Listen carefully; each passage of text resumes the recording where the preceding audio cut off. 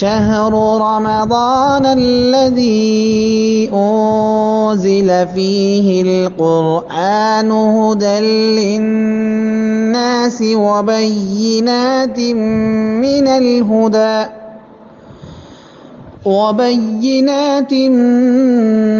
الهدى والفرقان.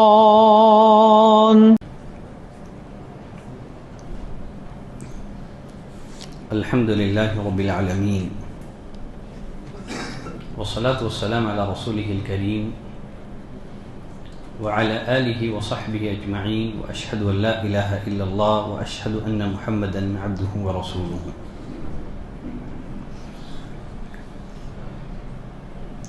آج 21ویں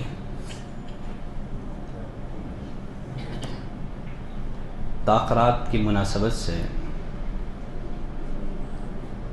21ویں پارے کے منتخب آیات کی مختصر تفسیر آپ کی خدمت میں پیش کی جائے گی.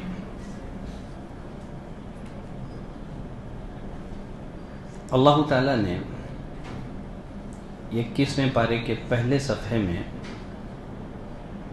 قرآن مجید کے کلام الہی ہونے کی ایک عقلی دلیل پیش کی ہے. قرآن مجید نبی امی پر نازل ہوا تھا. آپ ان پڑھ تھے. نبی کریم صلی اللہ علیہ وسلم کی ولادت سے قبل آپ کے والد وفات پا چکے تھے. 7 برس کے ہوئے تو والدہ وفات پا گئی. 8 برس کے ہوئے دادا عبد المطلب وفات پا گئے. دوسری طرف عرب میں تعلیم کا کوئی بندوبست نہیں تھا. نبی کریم صلی اللہ علیہ وسلم کی عمر کے 40 برس گزر گئے. آپ نے اس دوران کبھی کسی کتاب کو ہاتھ نہیں لگایا. قرآن مجید ایک فصیح و بلیغ کلام ہے. اس فصیح و بلیغ کلام کا ایک امی نبی کی زبان سے صادر ہونا، جس کی نظیر پیش کرنے سے دنیا عاجز ہو، یہ قرآن مجید کے کلام الہی ہونے کی سب سے بڑی دلیل ہے. آپ ان پڑھ تھے. کسی مکتب میں آپ نے داخلہ نہیں لیا. کسی کالج اور یونیورسٹی کا آپ نے رخ نہیں کیا. امی ہونے کے باوجود آپ کی زبان سے فصیح و بلیغ کلام کا صادر ہونا، یہ قرآن کے کلام الہی ہونے کی مضبوط اور زبردست دلیل ہے.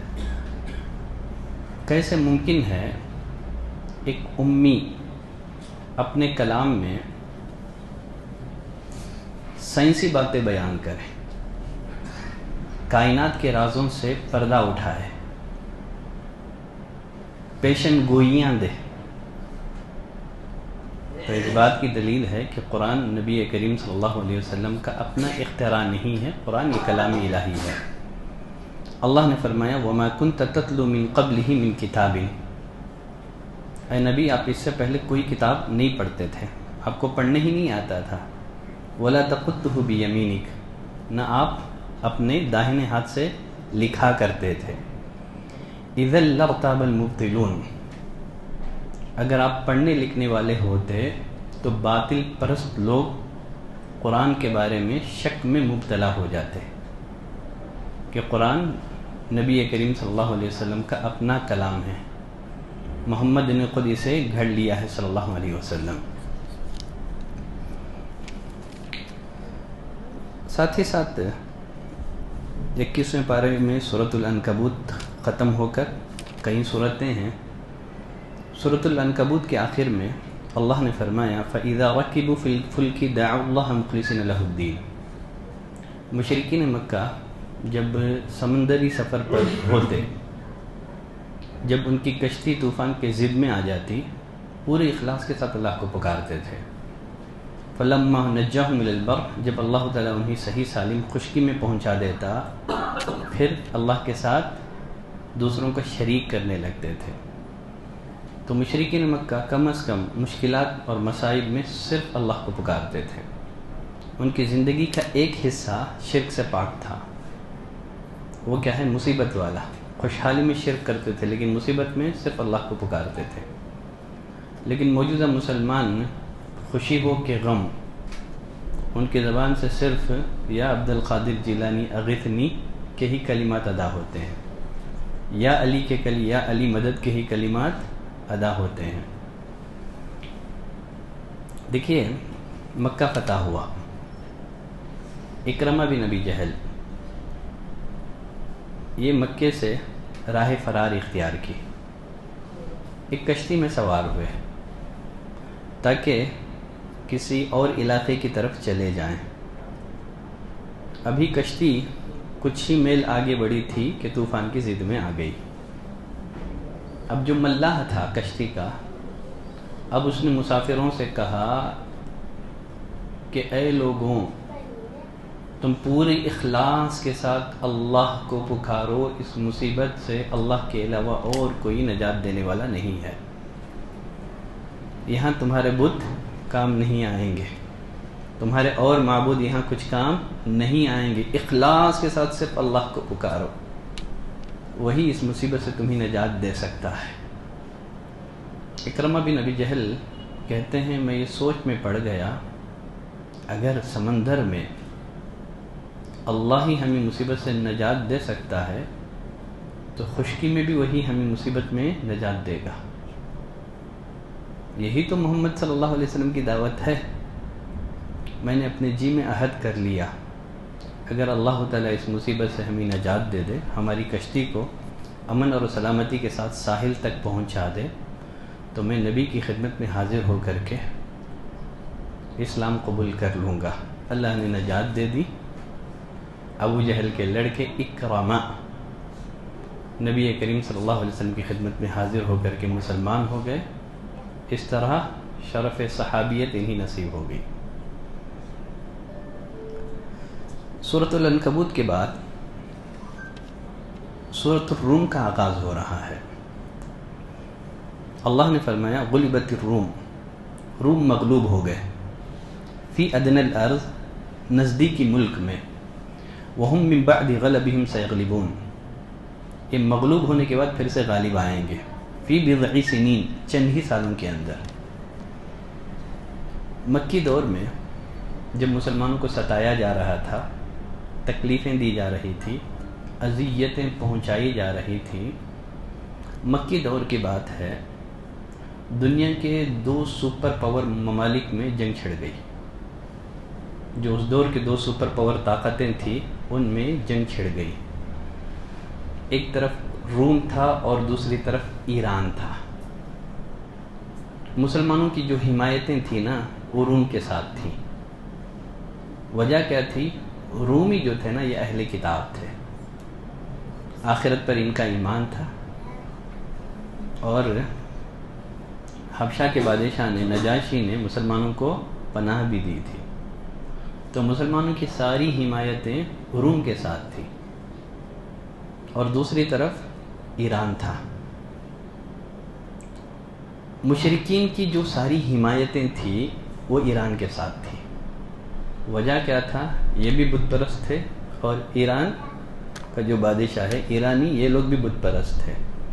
ان کا بھی آخرت پر ایمان نہیں تھا اور ایرانیوں کا بھی آخرت پر ایمان موجود نہیں تھا. پھر جنگ ہوئی. جنگ میں کیا ہو گیا؟ ایرانیوں نے رومیوں کو شکست دے دی، رومی ہار گئے. اب اس سے مسلمانوں کو تکلیف ہوئی، اور دوسری طرف مشرکین کی خوشی میں اضافہ ہو گیا، اور وہ مسلمانوں سے کہنے لگے جس طرح ایرانیوں نے رومیوں کو ختم کر دیا ہے، اسی طرح ایک دن ہم تمہارا بھی صفایا کر دیں گے. ایسے حالات تھے مکے کے. اللہ تعالیٰ نے سورۃ الروم نازل کی، اور اللہ نے پیشن گوئی دی، کہا کہ رومی مغلوب ہوئے ہیں، اب بس چند ہی سالوں کے اندر، چند سال گزر نہیں پائیں گے کہ روم دوبارہ ایرانیوں پر غالب آئے گا، پھر سے یہ اپنی زمین واپس لے لے گا. قرآن کی پیشن گوئی اس دور میں تھی، دور دور تک اس پیشن گوئی کے سچے ہونے کے کوئی امکانات نہیں تھے، لیکن صحابہ کو یقین تھا۔ ابو بکر رضی اللہ تعالیٰ عنہ نے مشرکین سے شرط بھی لگا لی کہ ایسے ہوگا، پھر سے رومی غالب آئیں گے۔ ہوا ایسے ہی۔ دیکھیے قرآن مجید کی کلام الہی ہونے کی دلیلیں ہیں یہ۔ قرآن اگر کسی بات کی پیشن گوئی کر دیں تو وہ سچ ثابت ہو کے رہیں گی۔ قرآن نے پیشن گوئی فرمائی تھی کہ دوبارہ رومی ایرانیوں پر غالب آئیں گے۔ مسلمان مکے سے ہجرت کر کے مدینہ پہنچے۔ مدینے میں بدر کا معرکہ پیش آیا 2 ہجری میں۔ اللہ تعالیٰ نے بدر کے معرکے میں مسلمانوں کو فتح، کامیابی اور کامرانی سے ہمکنار کیا۔ ابھی ایک خوشخبری سن کر کے مسلمان فارغ ہوئے تھے کہ جنگ کے دوران مسلمانوں کو پھر سے اور ایک خوشی مل گئی کہ رومیوں نے دوبارہ ایرانیوں کو شکست دے کر کے اپنی زمین واپس لے لی ہے۔ تو اللہ نے فرمایا چند ہی سال نہیں گزر پائیں گے کہ دوبارہ رومی ایرانیوں پر غالب آ جائیں گے۔ تو یہ قرآن کی پیشن گوئی ہے جو حرف بحرف پوری ہوئی۔ یہ قرآن مجید کے کلام الہی ہونے کی سب سے بڑی دلیل ہے، قرآن مجید کی پیشن گوئیاں۔ سورۃ الروم میں اللہ نے فرمایا یعلمون ظاہرا من الحیاۃ الدنیا وهم عن الآخرۃ غافلون۔ یہ جو مشرک ہیں دنیا کے ظاہر کو تو جانتے ہیں لیکن آخرت سے غافل ہیں۔ نبی کریم صلی اللہ علیہ وسلم نے فرمایا ان اللہ یبغض کل عالم بالدنیا وجاہل بالآخرہ۔ اللہ ہر اس انسان کو ناپسند کرتا ہے، عالم بالدنیا، دنیا کا تو عالم ہے لیکن اخروی علوم کا جاہل ہے وہ۔ اگر آدمی دنیاوی علوم میں اس قدر مشغول ہو جائے، منہمک ہو جائے کہ وہ دینی علم کو نظر انداز کر دے تو ایسے لوگ گھاٹے میں ہیں، ایسے لوگ نقصان میں ہیں، ایسے لوگ اللہ کے نزدیک مبغوض ہیں، ناپسندیدہ لوگ ہیں۔ یقیناً دنیاوی علوم حاصل کریں لیکن دنیاوی علوم دینی علوم کے حصول میں رکاوٹ نہیں بننا چاہیے۔ آپ دنیاوی علوم سیکھ رہے ہیں تو آپ کو اللہ کی پہچان ہونی چاہیے، دین کی پہچان ہونی چاہیے، نبی کی پہچان ہونی چاہیے۔ اب دنیاوی علوم میں اتنے مگن ہو گئے، مشغول ہو گئے، آپ اللہ کو نہیں جانتے، آپ آخرت کو نہیں جانتے ہیں، تو پھر فائدہ کیا ہے ایسے علم کا؟ قیامت کے دن آپ کا شمار جاہلوں میں ہوگا۔ جو دنیا کا جاہل، گرچہ اس کے پاس دنیاوی علوم کی ڈگریاں نہیں ہیں لیکن اگر اسے اللہ کی معرفت ہو جائے، دنیا کی معرفت، اگر اسے نبی کی معرفت ہو جائے، دین کی معرفت ہو جائے تو قیامت کے دن وہ عالموں کے صف میں ہوگا۔ دنیا کا ایجوکیٹڈ جس کے پاس دنیاوی علوم کی ڈگریاں ہیں، اگر ان باتوں کا علم نہیں ہے تو قیامت کے دن جاہلوں کے صف میں ہوگا۔ تو اصل علم وہ علم ہے جو آپ کو آخرت کی کامیابی اور کامرانی سے ہمکنار کرے۔ اللہ تعالیٰ نے سورۃ الروم میں اپنی بہت ساری نشانیوں کا ذکر کیا ہے۔ اللہ نے فرمایا وَمِنْ آیَاتِهِ أَنْ خَلَقَ لَكُم مِّنْ أَنفُسِكُمْ أَزْوَاجًا۔ اللہ کی نشانیوں میں سے ایک یہ بھی ہے کہ اس نے تمہارے لیے تمہیں میں سے جوڑے بنائے۔ اگر انسانوں کا جوڑا جنات میں سے بنا دیا جاتا، انسانوں کا جوڑا اگر جانوروں میں سے بنا دیا جاتا، کہا لِتَسْكُنُوا إِلَيْهَا، ہم نے تمہارے جوڑے تمہیں میں سے بنائے، کیوں؟ سکون حاصل کرنے کے لیے۔ اگر انسان کا جوڑا جن ہوتا تو سکون حاصل کرتا انسان، جانور ہوتا تو؟ کہا ہم نے تمہارے لیے تمہیں میں سے جوڑے بنائے ہیں، سکون حاصل کرو۔ اللہ نے تمہارے درمیان محبت اور رحمت رکھ دی ہے، یہ بھی اللہ کا بہت بڑا فضل ہے۔ نبی کریم صلی اللہ علیہ وسلم نے فرمایا دو محبت کرنے والوں کے لیے نکاح سے بہتر کوئی چیز نہیں ہے۔ اللہ کی نشانی میں سے ایک نشانی یہ ہے وَمِنْ آیَاتِهِ خَلْقُ السَّمَاوَاتِ وَالْأَرْضِ، آسمان اور زمین کی تخلیق ہے۔ وَاخْتِلَافُ أَلْسِنَتِكُمْ وَأَلْوَانِكُمْ، تمہاری زبانوں اور رنگوں کا اختلاف ہے۔ ایک ہی مٹی، ایک ہی پانی، زبانیں مختلف، حلق سیم، آوازیں مختلف۔ کسی نے غالباً امام احمد بن حنبل رحمۃ اللہ علیہ سے اللہ کے وجود کی دلیل مانگی تو کیا کہا انہوں نے؟ اس حلق کو دیکھ لو نا، حلق ایک معمولی سا پائپ ہے، اس حلق سے دیکھیے نہ جانے کتنی آوازیں، کتنی زبانیں ادا ہوتی ہیں۔ کیا یہ اللہ کے وجود کی دلیل نہیں ہے؟ ایک حلق، ایک معمولی سا پائپ، آپ لوگوں کی آواز سن کے سمجھ جاتے ہیں یہ بیٹے کی آواز ہے، یہ بیوی کی آواز ہے، یہ بہن کی آواز ہے، یہ فلاں کی آواز ہے، یہ بڑی بیٹی کی آواز ہے۔ اللہ اکبر، کتنی آوازیں ایک معمولی پائپ سے، حلق سے، کتنی زبانیں اس سے ادا ہو جاتی ہیں۔ کہا رنگوں کا اختلاف، سب کے ماں باپ ایک ہیں، آدم اور حوا، لیکن رنگیں مختلف۔ کہا اس میں سمجھنے والوں، سننے والوں کے لیے بڑی نشانیاں ہیں، للعالمین، جاننے والوں کے لیے بڑی نشانیاں ہیں۔ کہا اللہ کی نشانیوں میں سے ایک نشانی نیند بھی ہے، دن رات میں سونا جو ہے یہ بھی اللہ کی بڑی نشانی ہے۔ انسان جب محنت کر کے، کام کاج کر کے تھک جاتا ہے تو اسے آرام کی ضرورت پڑتی ہے۔ صرف کام سے رک گیا تو اس کی تھکان دور ہو جاتی ہے کیا؟ تھکان دور ہونے کے لیے کیا کرنا ہوگا؟ سونا ہوگا۔ کام کرتے کرتے تھوڑی دیر بیٹھ گیا، تھکان دور نہیں ہوتی ہے۔ تھکان دور ہونا بولے تو سونا ہی ہے۔ نیند نہیں ہے تو آدمی نیند کی گولیاں کھاتا ہے۔ یہ اللہ کی بہت بڑی نعمت ہے نیند۔ صرف کام سے رکنے سے تھکان دور نہیں ہوتی ہے، سونے سے ہی کیا ہوتی ہے؟ تھکان دور ہوتی ہے۔ تو غرض اللہ تعالیٰ نے اپنی بہت ساری نشانیوں کا سورۃ الروم میں تذکرہ کیا ہے۔ مزید اللہ نے فرمایا ظہر الفساد فی البر والبحر بما کسبت ایدی الناس، خشکی میں، تری میں لوگوں کی بدعملیوں کی وجہ سے فساد پھیل گیا۔ فساد سے مراد کیا ہے؟ فساد سے مراد قحط سالی ہے، فساد سے مراد وبائی امراض ہیں، فساد سے مراد جلنے اور ڈوبنے کے واقعات کی کثرت ہے۔ کہا ظہر الفساد فی البر والبحر، خشکی میں، تری میں فساد پھیل گیا۔ کیوں فساد پھیلا؟ بما کسبت ایدی الناس، لوگوں کی بدعملیوں کی وجہ سے۔ جیسے اور ایک جگہ اللہ نے فرمایا وما اصابکم من مصیبت فبما کسبت ایدیکم، تمہیں جو بھی مصیبت پہنچتی ہے وہ تمہاری بدعملیوں کی وجہ سے ہے۔ کہا خشکی اور تری میں تمہاری بدعملیوں کی وجہ سے فساد پھیل گیا۔ لیذیقہم بعض الذی عملوا، اللہ تعالیٰ بعض گناہوں کا مزہ چکانا چاہتا ہے، لعلہم یرجعون، تاکہ وہ پلٹ آئیں۔ جب انسان گناہ کرتا ہے تو اللہ ناراض ہو جاتا ہے، جب اللہ ناراض ہوتا ہے تو کیا کرتا ہے؟ بندے کو مشکلات اور مصائب سے دوچار کر دیتا ہے۔ کیوں؟ تاکہ بندہ واپس اللہ کی طرف پلٹے۔ بندہ اسی وقت اللہ کی طرف پلٹے گا جب وہ اپنی مشکلات اور مصائب کی وجہ تلاش کرنے میں کامیاب ہو جائے گا۔ اب جب بھی کوئی زلزلہ آتا ہے تو ہم وجہ کیا تلاش کرتے ہیں؟ سائنسی کارن کیا ہوگا زلزلے کا؟ نہیں، زلزلے کا سائنسی کارن جو بھی ہو، سونامی کا سائنسی کارن جو بھی ہو، مسلمان سائنسی کارن معلوم کرنے کے بجائے وہ فوراً اپنے اعمال کا جائزہ لیتا ہے، توبہ اور استغفار کر کے اللہ کی طرف پلٹتا ہے۔ اس کے بعد سورۃ اللقمان، سورہ لقمان کا بھی آغاز ہو رہا ہے۔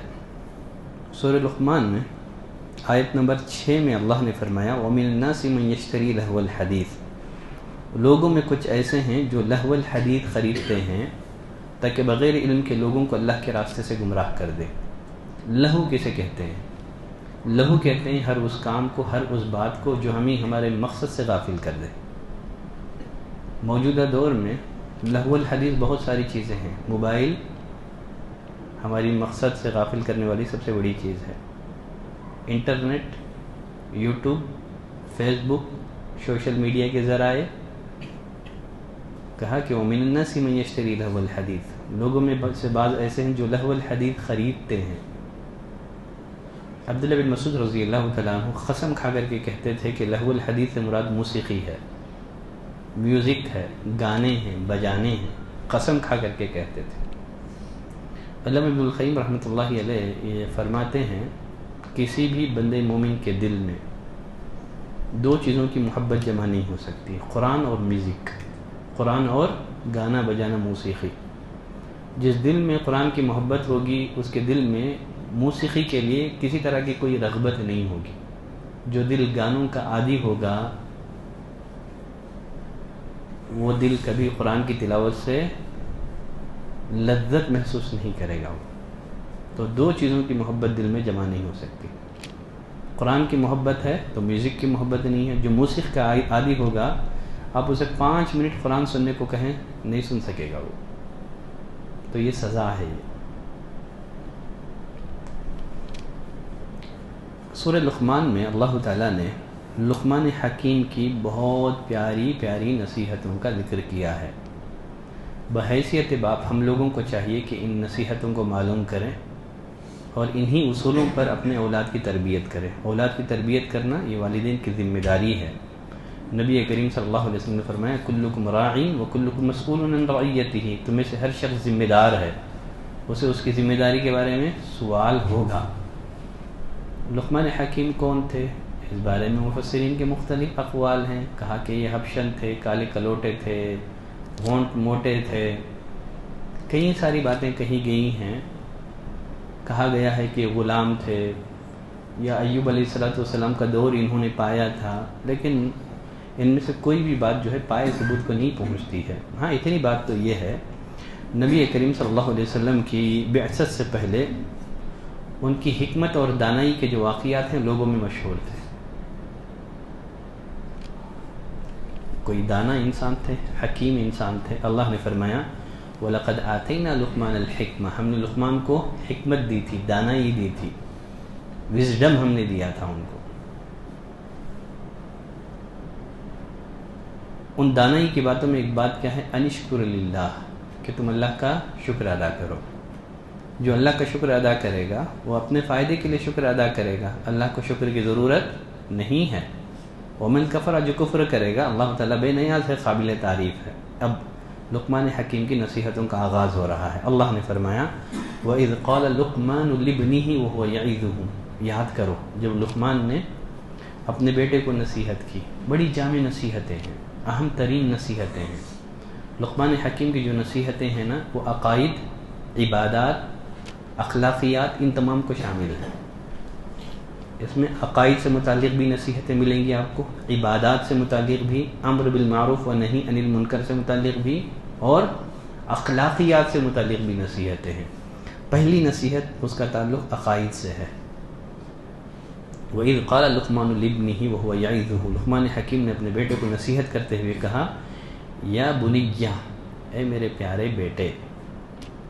انبیاء نیک لوگ اپنے بچوں سے جو ہے نا محبت اور شفقت سے مخاطب ہوتے ہیں. قرآن مجید میں آپ دیکھ لیں تمام انبیاء اپنے بچوں سے یا بنیہ کہتے تھے، یا بنی، یبنی، ابنی ہوگا اصل میں. بنیہ میرے پیارے بچے، یہ شفقت ہے اس پہ. یا بنیہ، اے میرے پیارے بچے، لا تشرک باللہ، اللہ کے ساتھ کسی کو شریک نہ کرنا. ان الشرک لظلم عظیم. شرک کیا ہے؟ سب سے بڑا ظلم ہے. شرک سب سے بڑا ظلم ہے. کیوں شرک سب سے بڑا ظلم ہے؟ اس لیے کہ ایک مشرک انسان کیا کرتا ہے، ایک حقیر، بے بس، کمتر مخلوق کو جو کسی چیز کا مالک نہیں ہے، جو نفع نقصان کا مالک نہیں ہے، ایک حقیر بے بس کمتر مخلوق کو رب العالمین کے مقابلے میں لا کر کے کھڑا کرتا ہے، جو قادر مطلق ہے، جو مالک الملک ہے. تو ایک حقیر مخلوق کو رب العالمین کے مقابلے میں لا کر کے کھڑا کرنا، اس سے بڑا ظلم ہو سکتا ہے کیا؟ ایک شخص نبی کی خدمت میں حاضر ہو کر کے کہا ما شاء اللہ وشئت، اللہ جو چاہے اور آپ جو چاہے. آپ غضبناک ہو گئے. کہا اجعلت للہ ندا وهو خلقک، کیا تو نے مجھے اللہ کے ہمسر بنا دیا ہے، شریک بنا دیا ہے، حالانکہ وہ خالق ہے. خالق اور مخلوق کبھی دونوں برابر نہیں ہو سکتے. تو مشرک کیا کرتا ہے، مخلوق کو خالق کے برابر لا کر کے کھڑا کرتا ہے، ایک مخلوق کو خالق سے کمپیئر کرتا ہے. مخلوق اور خالق کا موازنہ ہو سکتا ہے کیا؟ نہیں ہو سکتا ہے. یہ سب سے بڑا ظلم ہے. ایک حقیر، کمزور، بے بس، جو کسی چیز کا مالک نہیں ہے، جو اپنے نفع نقصان کا مالک نہیں ہے، آپ اس کو رب العالمین کے مقابلے میں لا کر کے کھڑا کر رہے ہیں. تو یہ پہلی نصیحت. اب 2 آیتیں جو ہیں نا یہ لقمان حکیم کی نصیحت نہیں ہے. اللہ نے فرمایا وَوَصَّيْنَا الْإِنسَانَ بِوَالِدَيْهِ. لقمان حکیم نے اللہ کا حق یاد دلایا تو اللہ نے لقمان حکیم کے بیٹے کو والدین کا حق یاد دلایا. تو لقمان حکیم نے اللہ کا حق یاد دلایا تو اللہ نے والدین کا حق یاد دلایا. تو جو بچے اپنے بچوں کو اللہ کا حق یاد دلاتے ہیں تو اللہ تعالیٰ بچوں کے دل میں والدین کی محبت، ان کی خدمت کا جذبہ ڈال دیتا ہے۔ کہاں ہم نے وصیت کی انسان کو والدین سے متعلق، اس کی ماں کمزوری پر کمزوری سہتے ہوئے اسے اپنے پیٹ میں رکھتی ہے اور 2 سال دودھ پلاتی ہے، تو ماں کی بھی بڑی عظیم قربانیاں ہیں۔ اسی بنا پر ایک حدیث میں ایک شخص نے نبی کریم صلی اللہ علیہ وسلم سے پوچھا، اللہ کے رسول میرے حسن سلوک کا سب سے زیادہ حقدار کون ہے؟ آپ نے کیا فرمایا؟ تیری ماں۔ اس نے پوچھا پھر کون؟ کہا تیری ماں۔ پوچھا پھر کون؟ کہا تیری ماں۔ چوتھی دفعہ جب اس نے پوچھا اللہ کے رسول میرے حسن سلوک کا حقدار کون ہے، چوتھی دفعہ آپ نے کیا کہا؟ تیرا باپ۔ تو وہ ماں کو باپ پر 3 گنا فضیلت دی گئی۔ وجہ، ماں کی زندگی میں 3 مرحلے ایسے ہیں اس میں باپ کا کوئی حصہ نہیں ہے۔ ایک ہے حمل کا مرحلہ، جو پریگننسی کا مرحلہ ہے، دوسرا وضع حمل جو ڈیلیوری کا مرحلہ ہے وہ، اور تیسرا رضاعت کا مرحلہ، جس میں باپ کا کچھ حصہ نہیں ہے، چونکہ عورت ان 3 تکلیفوں کو برداشت کرتی ہے، اس بنا پر اس کا درجہ باپ سے بڑا ہے۔ پھر آگے اللہ نے فرمایا وَإِن جَاهَدَكَ عَلَىٰ أَن تُشْرِكَ بِي مَا لَيْسَ لَكَ بِهِ عِلْمٌ، اگر والدین دباؤ ڈالے، فورس کریں کہ شرک کرو، اطاعت کی جائے گی؟ نہیں کی جائے گی۔ لا طاعة لمخلوق فی معصیۃ الخالق، خالق کو ناراض کر کے مخلوق کو خوش نہیں کیا جا سکتا۔ کہا اطاعت مت کرو۔ اطاعت مت کرنے کا مطلب یہ نہیں ہے کہ آپ والدین کے ساتھ بدتمیزی کریں، ظلم اور زیادتی کریں۔ کہا وصاحبہما فی الدنیا معروفا، گرچہ والدین کافر ہیں، مشرک ہیں، لیکن ان کے جو دنیاوی حقوق ہیں نا وہ ادا کرو۔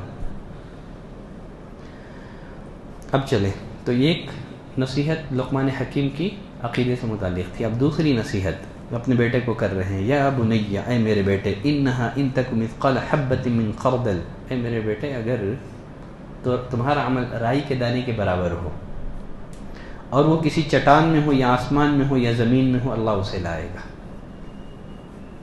تو والدین کو چاہیے کہ بچوں کے دلوں میں یہ ہمیشہ احساس پیدا کریں کہ وہ رب العالمین کی نگرانی میں ہے۔ آدمی خود کو کیمرے کی نگرانی میں سمجھ کر کے کتنا محتاط ہو جاتا ہے۔ تو بچوں کے اندر یہ احساس پیدا کرنا ہے، بچے تو رب العالمین کی نگرانی میں، اللہ دیکھ رہا ہے، اس لیے کہ یہی وہ احساس ہے، یہی وہ شعور ہے جو بندے کو گناہ سے باز رکھتا ہے۔ اگر آپ کے بچے کے دل میں یہ بات بیٹھ جائے اللہ دیکھ رہا ہے، وہ گناہ کرے گا۔ دیکھیں ایک واقعہ یاد آ رہا ہے مجھے، عبداللہ بن عمر رضی اللہ تعالیٰ عنہ اپنے کچھ ساتھیوں کے ساتھ جنگل میں صحرا میں تھے، دوپہر کا وقت ہوا، کھانے کے لیے دسترخوان بچھایا گیا، اتنے میں ایک چرواہے کا گزر ہوا۔ عبداللہ بن عمر رضی اللہ تعالیٰ عنہ نے اس چرواہے سے کہا آ جاؤ، آ کر کے ہمارے ساتھ بھی کھانے میں شامل ہو جاؤ۔ اس چرواہے نے کہا نہیں، میں روزے سے ہوں۔ عبداللہ بن عمر کو بڑا تعجب ہوا، وہ بھی عرب کی دھوپ، چلچلاتی دھوپ، بکریاں چرا رہا ہے اور روزے کی حالت میں ہے۔ ہم لوگ یہاں کی معمولی دھوپ کو ہم لوگ برداشت نہیں کر پا رہے ہیں، عرب کی دھوپ کا تصور کیجئے نا۔ اس زمانے میں کالا پانی کی سزا کیا ہوتی تھی جانتے ہیں؟ کسی کو سزا دینا ہوتا تو لے جا کر کے وہاں کی گرم ریت پہ لٹا دیتے تھے، وہی کالا پانی کی سزا۔ اگر گوشت ڈال دیا جاتا تو جل بھن جاتا تھا۔ آپ تصور کریں، ابھی گرمی کا موسم ہے، چرواہا بکریاں چرا رہا ہے، روزے کی حالت میں ہے۔ عبداللہ بن عمر نے چاہا کہ اس کے تقوی اور پرہیزگاری کا امتحان لے۔ کہا اس چرواہے سے ایسے کرو، ان بکریوں میں سے ایک بکری مجھے دے دو، میں تمہیں قیمت بھی دوں گا اور کچھ گوشت بھی دوں گا، اس سے تم افطاری کر سکو گے۔ چرواہے نے کہا معاف کیجئے، یہ میری بکریاں نہیں ہیں، یہ میرے مالک کی بکریاں ہیں، میں کسی کا غلام ہوں، میں کسی کا سرونٹ ہوں، یہ میری بکریاں نہیں ہیں، یہ میرے آقا مالک کی بکریاں ہیں۔ عبداللہ بن عمر نے کہا کون سا تیرا مالک دیکھ رہا ہے؟ مالک پوچھے تو بتا دینا کہ بھیڑیا نے کھا لیا۔ اب یہ سننا تھا کہ چرواہا غضبناک ہو گیا، فوراً اس نے اپنی انگلی آسمان کی طرف کی، کہا این اللہ، پھر اللہ کہاں ہے، پھر اللہ کہاں ہے، کیا بات کرتے ہو، پھر اللہ کہاں ہے، پھر میں اللہ کو کیا جواب دوں گا، میں دنیا میں اپنے مالک کو یہ کہہ کے بس جاؤں گا، کل اللہ کو کیا جواب دوں گا. یہ کہتا ہوا رخصت ہو گیا. عبداللہ بن عمر رضی اللہ تعالیٰ عنہ پر اس چرواہے کے جملے کا اس قدر اثر ہوا، آپ مدینہ پہنچنے تک مسلسل یہ جملہ دہراتے رہے، این اللہ این اللہ، پھر اللہ کہاں ہے، پھر اللہ کہاں ہے، پھر اللہ کہاں ہے. یہی احساس ہے نا ہمیں گناہوں سے بچاتا ہے کہ ہم اللہ کی نگرانی میں، اللہ بھی دیکھ رہا ہے. عبداللہ بن عمر مدینے گئے، معلوم کیا کہ چرواہے کا مالک کون ہے. مالک سے پہلے غلام کو خریدا، کہا کہ میں آپ کا غلام خریدتا ہوں. بکریاں خریدی، پھر غلام کو بلایا، کہا کہ جاؤ میں تمہیں آزاد کرتا ہوں. کہا کہ یہ جو بکریاں جنہیں تم چرا رہے تھے یہ میرے طرف سے تمہارے لیے گفٹ ہے.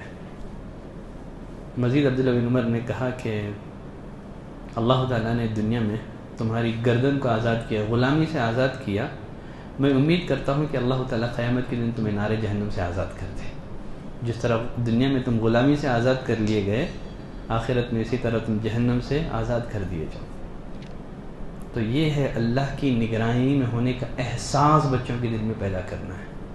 بیٹا اللہ دیکھ رہا ہے، اللہ دیکھ رہا ہے، اللہ دیکھ رہا ہے. تو یہ چیز بچوں کے دلوں میں بٹھائیں، یہی ہے تقویٰ. تو بچے کو نصیحت کی، بیٹے تو کوئی بھی عمل کر، تیرا عمل چاہے کسی چٹان میں ہو، آسمان یا زمین میں ہو، رائی کے دانے کے برابر ہو، کل قیامت کے دن اس کا بھی حساب ہوگا، اسے بھی لایا جائے گا، اس کا بھی وزن ہوگا. لقمان حکیم نے جو نصیحت کی، اس نصیحت کا تعلق عقائد سے بھی ہے، عبادات سے بھی ہے. کہا یا بنی اقیم الصلاۃ، نماز قائم کرو. سارے معاملات میں نماز بڑی اہم ہے. جو نماز کو چھوڑا، لا حظ فی الاسلام لمن ترک الصلاۃ، اسلام میں اس کا کوئی حصہ ہی نہیں ہے جو نماز کو ترک کر دے. صحابہ کرام کسی بھی عمل کے ترک کو کفر نہیں سمجھتے تھے سوائے نماز کے.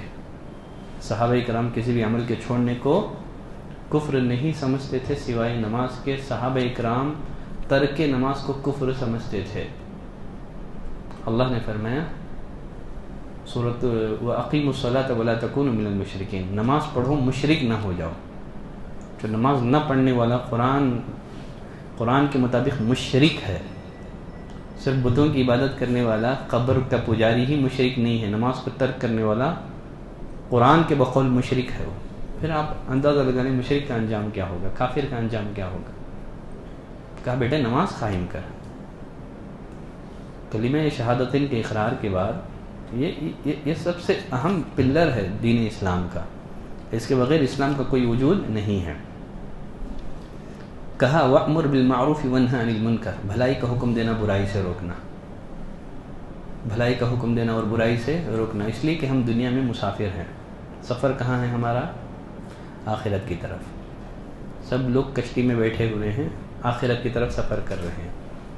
اگر بھلائی سے نہیں روکیں گے، کشتی پر کوئی آفت آئے گی، صرف برے لوگ عذاب میں ملوث نہیں ہوں گے، گرفتار نہیں ہوں گے، بلکہ نیک لوگ بھی اللہ کے عذاب کی ضد میں آ جائیں گے.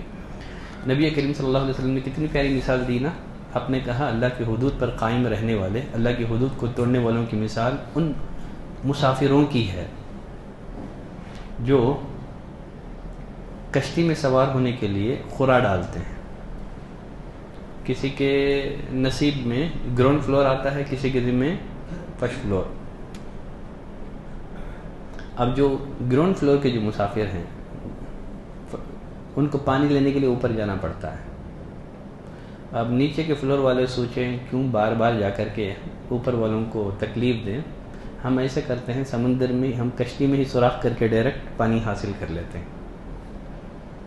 اگر اوپر والوں کو علم ہو جائے کہ نیچے والے لوگ کشتی میں سوراخ کر کے پانی نکالنے والے ہیں، پھر اگر کشتی ڈوبے تو نیچے والے لوگ غرق ہوں گے کہ اوپر والے لوگ بھی غرق ہو جائیں گے؟ کون غرق ہوں گے؟ دونوں غرق ہوں گے نا. تو یہی ہے بھلائی کا حکم دو، برائی سے روکو، ورنہ جب اللہ کا عذاب آئے گا نیک لوگوں کا وجود معاشرے کو اللہ کے عذاب سے نہیں بچائے گا۔ کہا وَاصْبِرْ عَلَى مَا أَصَابَكَ، اے میرے بچے جو بھی تکلیف پہنچے صبر کر۔ جب آدمی بھلائی کا حکم دیتا ہے، برائی سے روکتا ہے، تو جن اور انسان کے پیچھے پڑ جاتے ہیں۔ کہا صبر کر، یہ بڑے دل گردے کا کام ہے، یہ حوصلے کا کام ہے۔ یہ پھر اخلاقیات سے متعلق نصیحت، کہا وَلَا تُصَعِّرْ خَدَّكَ لِلنَّاسِ، بات کرتے ہوئے لوگوں سے بے رخی اختیار نہ کرنا، لوگوں سے چہرے پھیر کر کے بات نہ کرنا، مسکرا کر کے بات کرو۔ اب بے رخی کر کے چہروں پھیر کر کے بات کر رہے ہیں، ایسے مت کرو۔ رسول اللہ صلی اللہ علیہ وسلم فرمائے کسی بھی بھلائی کے کام کو حقیر نہ جانو، گرچہ کسی سے مسکرا کر کے ہی ملنا کیوں نہ ہو۔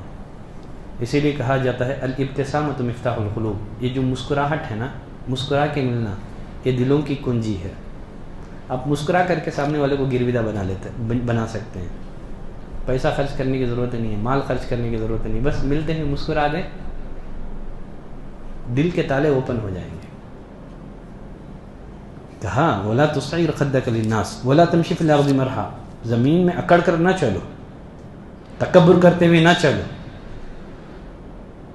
نبی کریم صلی اللہ علیہ وسلم نے ایک آدمی کے بارے میں کہا کہ وہ لوگ اپنا ازار ٹخنوں کے نیچے لٹکائے ہوئے تکبر سے جا رہا تھا، اللہ نے زمین میں ڈھسا دیا اس کو، قیامت تک وہ ڈھستے رہے گا۔ کہا تکبر مت کر کے مت چلو، ان اللہ لا يحب كل مختار فخور، اللہ تعالیٰ اکڑ کر چلنے والے، فخر کرنے والوں کو اللہ پسند نہیں کرتا ہے۔ پھر اللہ پسند نہ کرے تو لوگ پسند کریں گے؟ جب اللہ کسی بندے سے بغض رکھتا ہے تو جبریل کو بلا کر کے کہتا ہے میں فلاں بندے سے بغض رکھتا ہوں، تم بھی اسے بغض رکھو۔ تو جبریل اسے بغض کرنے لگتے ہیں، پھر فرشتوں میں اعلان کرتے ہیں فرشتوں اللہ فلاں بندے سے بغض رکھتا ہے، تم بھی بغض رکھو۔ تو فرشتے، آسمان والے فرشتے اس سے بغض کرنے لگتے ہیں، اور زمین والوں کے دل میں بھی ایسے آدمی کا بغض ڈال دیا جاتا ہے۔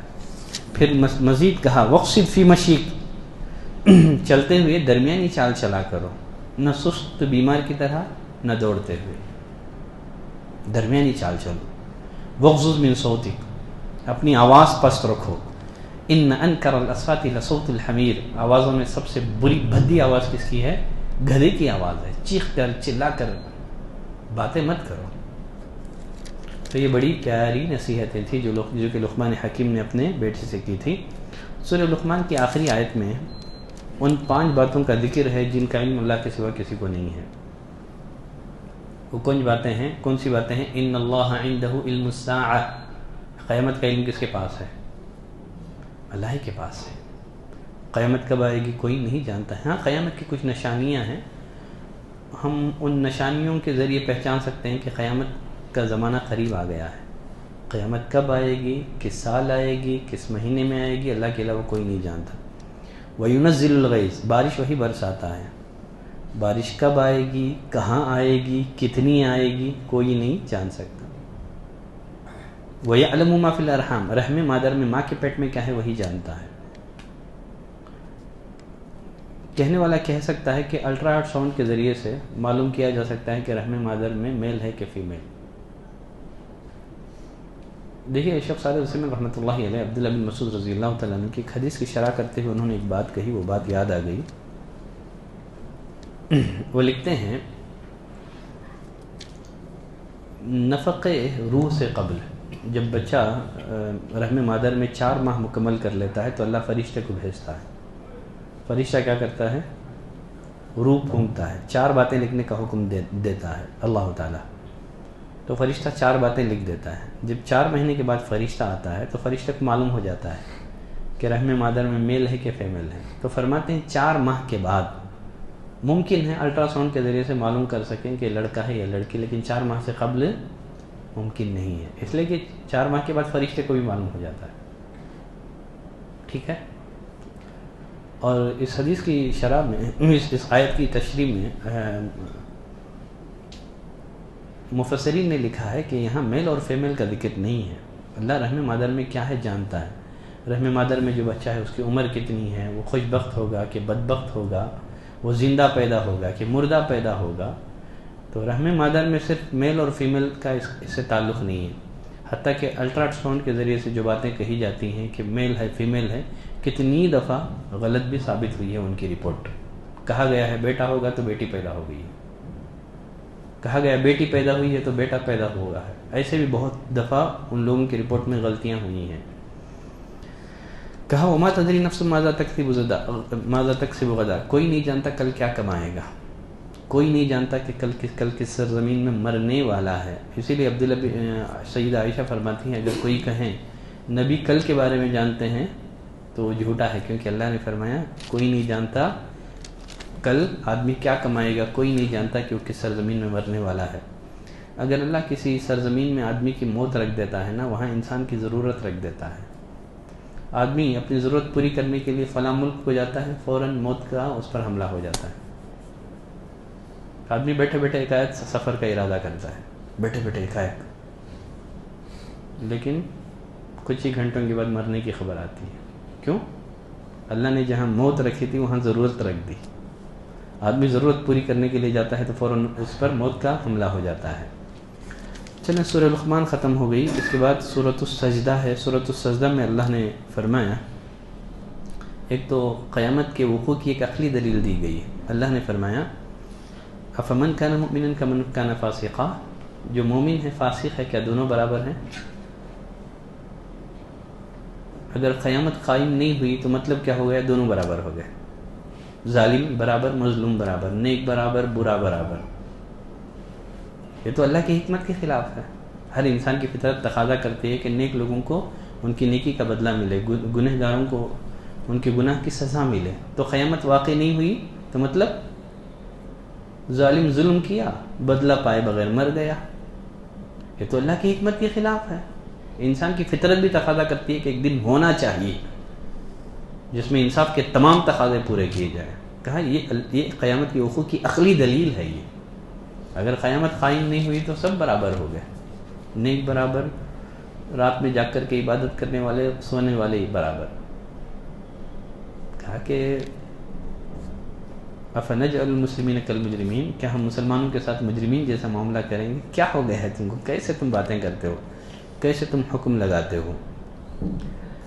دیکھیے بات لمبی ہو رہی ہے، چلتے ہیں ہم سورہ احزاب کی طرف۔ سورۃ الاحزاب کے تقریباً 30 آیتیں 21ویں پارے میں ہیں، بقیہ آیتیں آپ کو 22ویں پارے میں ملیں گی۔ اللہ نے فرمایا یا ایھا النبی اتق اللہ، اے نبی آپ اللہ سے ڈریں۔ تو تقوی کا حکم اللہ نے لوگوں کو بھی دیا، مومنین کو بھی دیا، انبیاء کو بھی دیا۔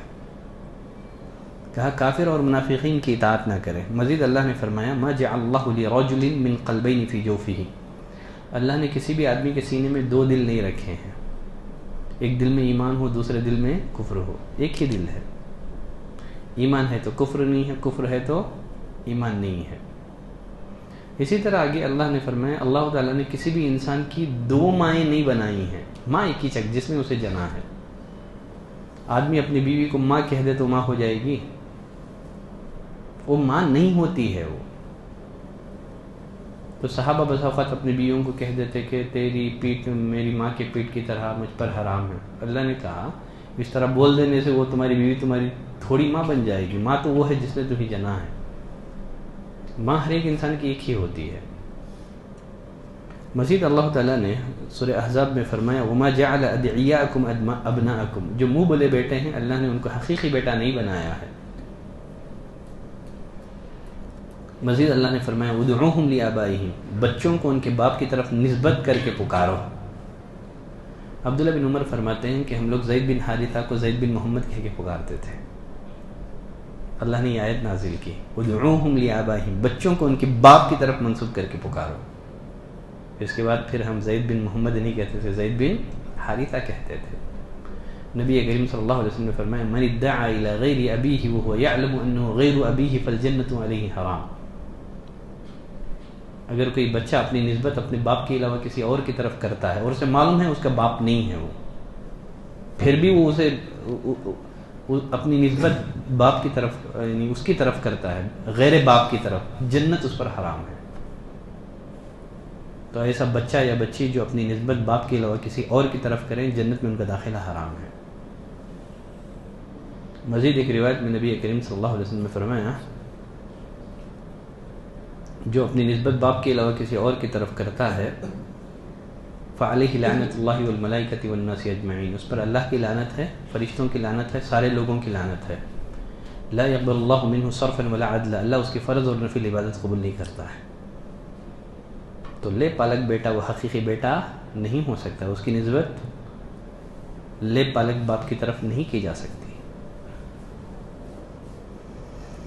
کہا باپ کا علم نہیں ہے تب وہ تمہارے بھائی ہیں، بیٹے نہیں ہو سکتے، تمہارے دوست ہوں گے، تمہارے بھائی ہو سکتے ہیں، لیکن تمہارے بیٹے نہیں ہو سکتے۔ پھر مزید اللہ نے فرمایا النبی اولا بالمؤمنین من انفسہم، نبی مومنوں کے لیے خود ان کی جان سے زیادہ حق رکھنے والا ہوتا ہے۔ نبی مومنین نبی سے اپنی جان سے بڑھ کر کے محبت کرتے۔ ایک دفعہ عمر بن الخطاب رضی اللہ تعالیٰ عنہ نے نبی کریم صلی اللہ علیہ وسلم سے کہا، اللہ کے رسول آپ میرے نزدیک میری جان کے سوا ہر چیز سے محبوب ہیں۔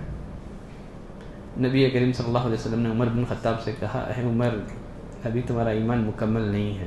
کہا کوئی آدمی مومن نہیں ہو سکتا جب تک کہ وہ مجھے اپنی جان سے بڑھ کر کے محبت نہ کرے۔ فوراً عمر بن الخطاب نے کہا، اپنی اصلاح کر لی، کہا اللہ کے رسول اب میں آپ سے اپنی جان سے زیادہ محبت کرتا ہوں۔ نبی نے فرمایا الآن یا عمر، عمر اب بات بنی، اب تم مومن بنے، اب تم کامل ایمان والے ہوئے۔ نبی کریم صلی اللہ علیہ وسلم نے فرمایا لا یؤمن احدکم الذی نفسی بیدی، قسم ہے اس ذات کی جس کے ہاتھ میں میری جان ہے، لا یؤمن احدکم حتی اکون احب الیہ من والدہ وولدہ والناس اجمعین، تم میں کا کوئی مومن نہیں ہو سکتا جب تک کہ وہ مجھے اپنے والدین، اولاد اور دنیا کی ہر چیز سے عزیز نہ بنا لے۔ تو اللہ نے فرمایا نبی مومنوں کے لیے خود ان کی جان سے بڑھ کر کے حق رکھنے والے ہوتے ہیں۔ نبی کریم صلی اللہ علیہ وسلم کے دور میں ایک خاتون میدان جنگ کی طرف روانہ ہوئی۔ اس جنگ میں اس خاتون کا شوہر شریک تھا، باپ شریک تھا، بیٹے شریک تھے، بھائی شریک تھے۔ جب وہ عورت میدان جنگ کی طرف جا رہی تھی، لوگ باری باری آ کر کے اسے بتانے لگے، بڑی بھی تیرا شوہر شہید کر دیا گیا ہے۔ کتنا بڑا غم ہے عورت کے لیے، پھر بھی وہ عورت اپنا غم پیتی، پوچھتی کہ میں اپنے شوہر کے بارے میں نہیں پوچھ رہی ہوں، مجھے محمد صلی اللہ علیہ وسلم کے بارے میں بتاؤ، آپ کیسے ہیں؟ لوگ بتاتے کہ آپ زندہ و سلامت ہیں۔ پھر سوار آتا، بتاتا کہ بڑی بھی تیرا باپ شہید ہو گیا ہے۔ غم کو پیتی ہوئی پوچھتی کہ میں اپنے باپ کے بارے میں نہیں پوچھ رہی ہوں، مجھے امام کائنات کے بارے میں بتاؤ۔ بتایا گیا تیرے بیٹے شہید ہو گئے ہیں۔ کہا کہ نہیں، مجھے آمینہ کے لال کے بارے میں بتاؤ۔ لوگ بتاتے کہ آپ زندہ بسلامت ہے۔ بالآخر وہ عورت اصرار کرنے لگی، نہیں میں محمد کو دیکھنا چاہتی ہوں صلی اللہ علیہ وسلم۔ بالآخر اسے بتایا گیا دیکھیے وہاں ہے محمد صلی اللہ علیہ وسلم۔ جب اس نے آپ صلی اللہ علیہ وسلم کو دیکھا تو اس کی زبان سے ایک الفاظ نکلے، کہا کل مصیبت بعدک جلل یا رسول اللہ، اللہ کے رسول اگر آپ زندہ بس سلامت ہیں تو ہر مصیبت کو سہنا ہمارے لیے آسان ہے۔ یہ ہے صحابہ جو اپنی جان سے بڑھ کر کے نبی سے محبت کیا کرتے تھے۔ سورۃ الاحزاب، احزاب کے معنی کیا ہیں؟ ایک واقعہ بتا کر کے بات کو ختم کریں گے آج۔ احزاب کے معنی، اس کا سنگولر ہے حزبن، اس کا پلورل کیا ہے؟ احزاب۔ احزاب کے معنی جماعتیں، گروہ۔ اصل میں سورۃ الاحزاب میں غزوہ احزاب، جو جنگی احزاب ہے نا، اس کا ذکر موجود ہے۔ یہ جو جنگی احزاب ہے یہ 5 ہجری میں ہوئی تھی، 5 ہجری میں پیش آئی تھی۔ اس جنگ کو احزاب کیوں کہا جاتا ہے؟ اس لیے کہ مسلمانوں کو مٹانے کے لیے اسلام دشمن طاقتیں، وہ بھی ایک جماعت نہیں ہے، کئی جماعتیں، اس میں مشرکین مکہ بھی تھے، یہود بھی تھے، اور پھر نجد کے جو غطفان کے جو قبیلے کے لوگ وہ لوگ شریک تھے. کئی قبائل نے مسلمانوں کا نام و نشان مٹانے کے لیے مدینے کا رخ کیا تھا. اسی لیے کیا کہتے ہیں اس کو جنگ احزاب. مسلمانوں کا مقابلہ کسی ایک جماعت سے نہیں تھا بلکہ باطل طاقتیں مسلمانوں کو مٹانے کے لیے مدینے کا رخ کی تھی. اسی لیے جنگ احزاب کہتے ہیں. اس جنگ کا اور ایک نام بھی ہے جنگ خندق. کیا ہے؟ جنگ احزاب کا اور ایک نام بھی ہے جنگ خندق. جنگ خندق کیوں کہتے ہیں؟ اس لیے کہ مدینے کے اطراف میں خندق کھودا گیا تاکہ دشمن مدینے کے اندر داخل نہ ہو سکے. اصل میں یہودیوں کا ایک قبیلہ تھا بنو نضیر. مسلسل بد عہدی کی وجہ سے نبی کریم صلی اللہ علیہ وسلم نے انہیں جلا وطن کر دیا. مدینے سے انہیں بھگا دیا گیا. یہ لوگ جا کر کے خیبر میں آباد ہو گئے. وہاں جا کر کے مسلمانوں کے خلاف انہوں نے سازشوں کا جال بننا شروع کر دیا. پہلے تو بنی نذیر کے کچھ افراد مکہ گئے، قریش مکہ کے پاس جا کر کے انہیں مسلمانوں کے خلاف جنگ کے لیے بھڑکایا، اکسایا، کہا کہ ہم سپورٹ کریں گے. چنانچہ قریش مکہ تیار ہو گئے.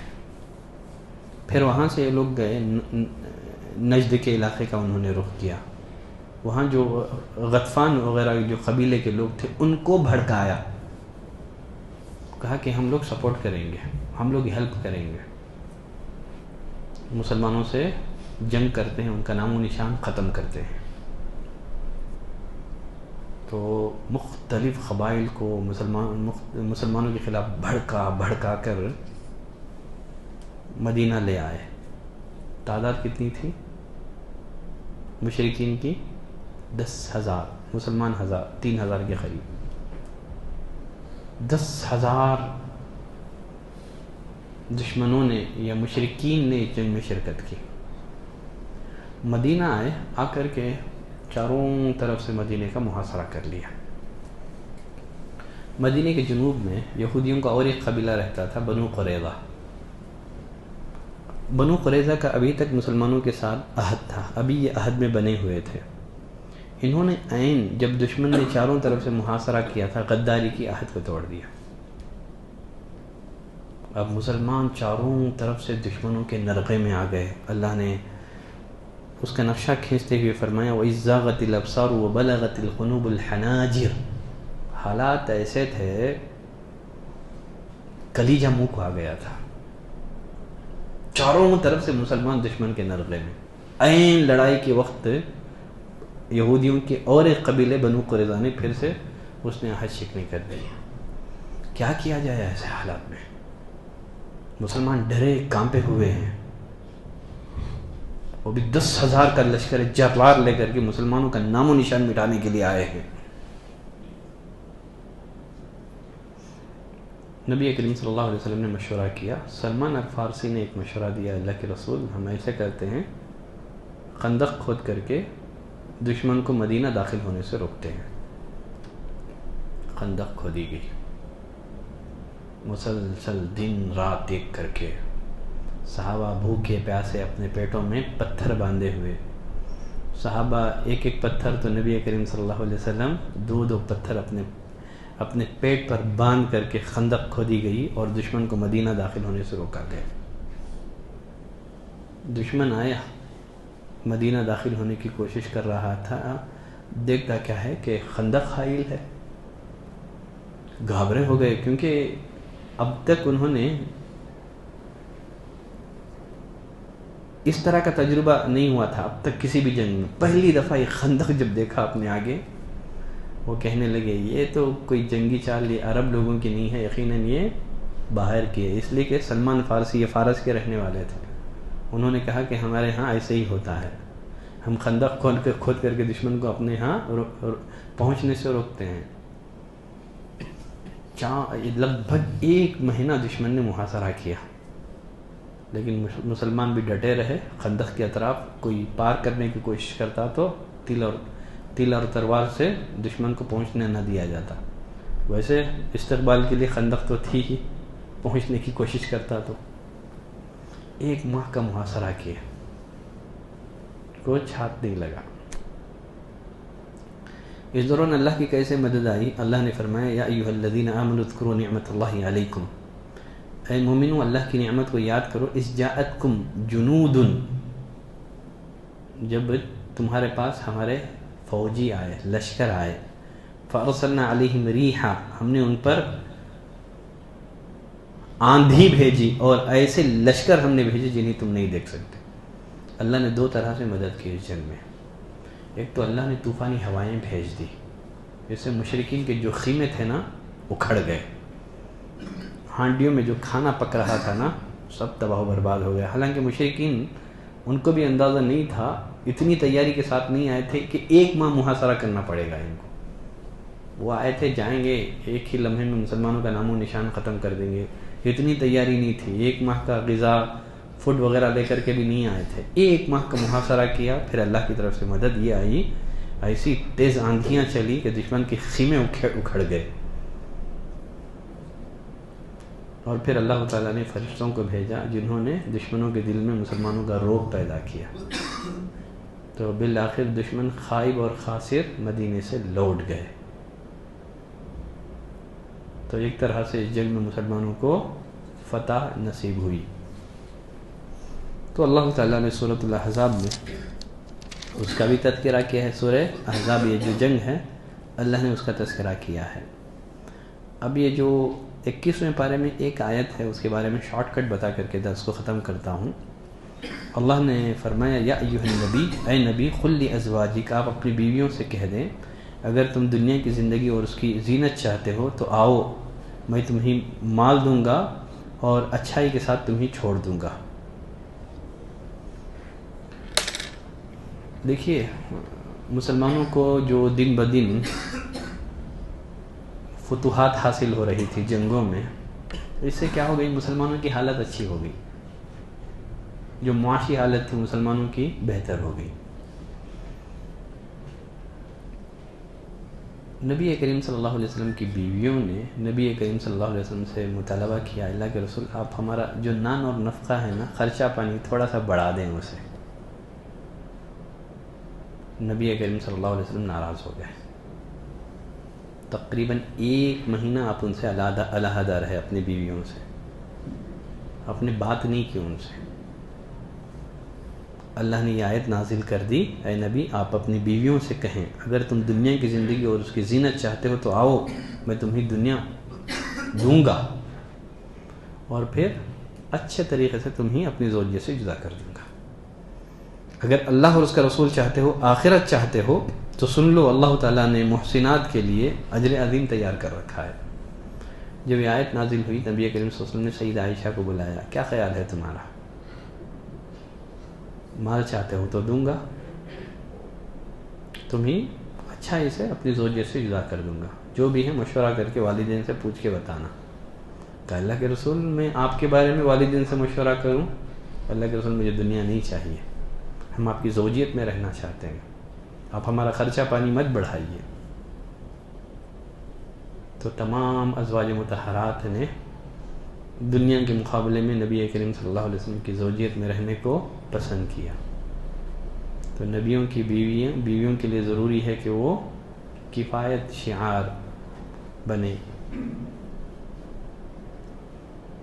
تو غرض یہ کچھ باتیں تھیں 21ویں پارے سے متعلق، کچھ اہم مضامین جو میں نے آپ کی خدمت میں رکھ دیے ہیں، اسی پر درس کو ہم ختم کرتے ہیں۔ صلی اللہ علی نبینا محمد وعلى آله وصحبه وسلم تسليما كثيرا، سبحانك اللهم وبحمدك، أشهد أن لا إله إلا أنت، أستغفرك وأتوب إليك۔